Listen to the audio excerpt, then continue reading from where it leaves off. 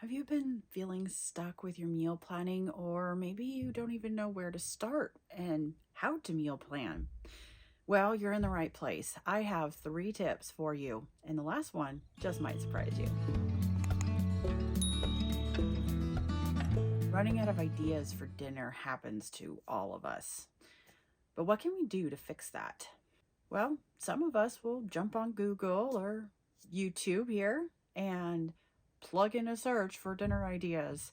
Or we have a piece of meat of some sort in the fridge that needs to get used up, but we have no idea what to use it for. What do we do with it? Well, that is a very good viable option, is to do a search, get some ideas. But that just takes care of right now, tonight's dinner. What about the rest of the week? So if we're going to spend some time searching around for dinner ideas for tonight, why don't we set aside a little bit more time and do some searches for dinner ideas for the whole week? Jot these down, anything and everything that looks and sounds good. Now, this can be done in 2 different ways. The first method is to go to your freezer and pick out 4 to 5 different types of meat. Enough of each type of meat to feed your family for 1 meal. Now get all of that meat in the fridge and then make sure to write down every type of meat that you pulled out. Now you're going to go to Google or YouTube or Pinterest and type in beef recipes or chicken recipes or, whatever you've got.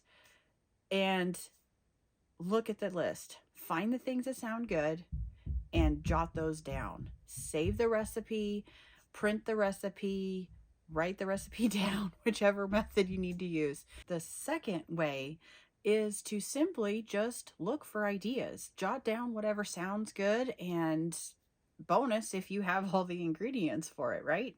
Then the next step, after you've either done option 1 or 2, is to then write down the ingredients that you're going to need. You should know what you have in your pantry or your freezer, so you should be able to say you've already got one thing, but you need to put this other thing on the shopping list and get it on your shopping list. Next, figure out which one of these meals that you can have right now and in the next day or 2 before you're going to be able to go shopping, because you have all the ingredients for those meals. Then you're going to put them on the calendar, which meal is going to be on which day. So they're all planned out. And then according to when you need to go into the grocery store to pick up the ingredients for the other meals, make sure you get that on your calendar too, to go pick up groceries. And while you're looking around for ideas for dinner, I've got a playlist just for you. And if you look down in the description below, you'll find that link. This playlist includes several recipes that are family favorites for us, and I get asked to make them over and over. I hope this has been helpful so far and that you have learned something new. But maybe you haven't learned anything new yet. Well, don't worry. I still have one more tip for you, and this one just might surprise you. Now, for my last tip. Learn how to cook. Now, I know this seems kind of anticlimactic and all of that, but just hang in with me.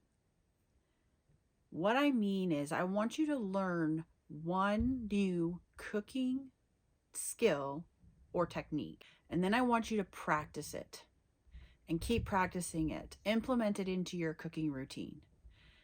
That is going to also give you some ideas for meals and stuff. When you learn new skills, that opens up a whole new level of cooking that you will be able to bring to the table, literally.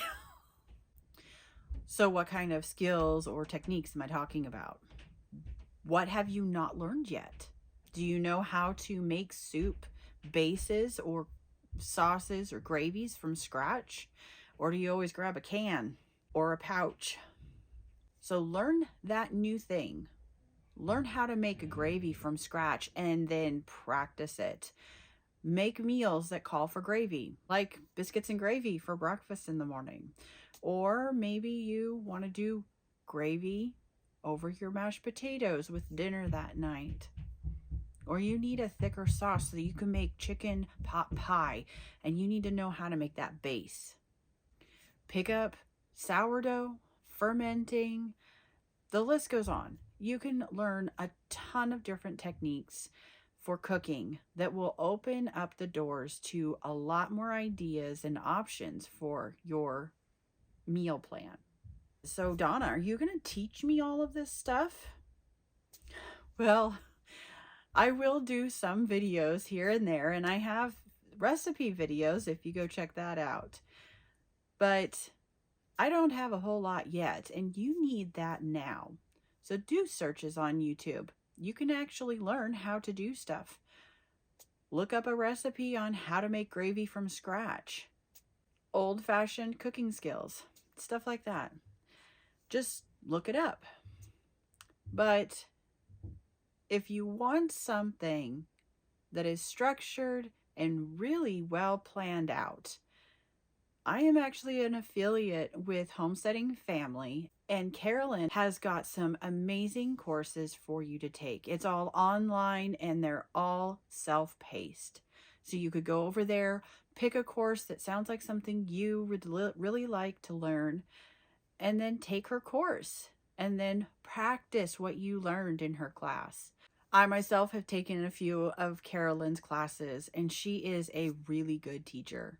So definitely go check those out. I will put some links, my affiliate links, down in the description below so you can go check out to see what all she's got. If you would like to learn a little more about this topic, then check out my blog post down in the description below, where I walk you through a little bit more detailed step-by-step on how to meal plan. And if this was encouraging and helpful for you, don't forget to click the like button and of course always subscribe. And if you would like to never miss another blog post or YouTube video, then don't forget to subscribe to my email newsletter that I put out once a week. That's all for today, guys. We'll see you on the next one. Bye-bye. Well, I've got 3 tips for you, and I'm still not looking at the camera. Then check out my blog post to go along with this.